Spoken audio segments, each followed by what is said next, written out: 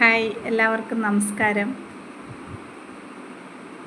നമ്മുടെ പൂർവികർ എല്ലാവരും ഒരുപാട് ചിട്ടയായ ജീവിതം നയിച്ചു പോരുന്നവരായിരുന്നു. അവർ ഫോളോ ചെയ്തു വന്ന ഹെൽത്ത് ഹാബിറ്റ്സ് ഒന്നും നമ്മളിപ്പോൾ ഫോളോ ചെയ്യാറില്ല.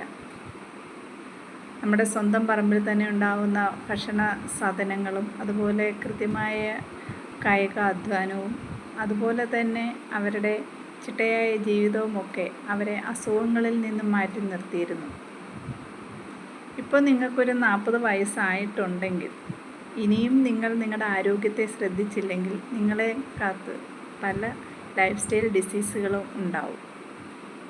അതെന്തൊക്കെയാണെന്നും എങ്ങനെയൊക്കെയാണ് നമ്മൾ ഈ ലൈഫ് സ്റ്റൈൽ ഡിസീസിനെ പ്രിവെൻറ്റ് ചെയ്ത് നിർത്താൻ പറ്റുന്നതെന്നുമൊക്കെ അറിയണമെങ്കിൽ നിങ്ങളെൻ്റെ വാട്സപ്പ് ഗ്രൂപ്പിലേക്ക് ജോയിൻ ചെയ്യുക.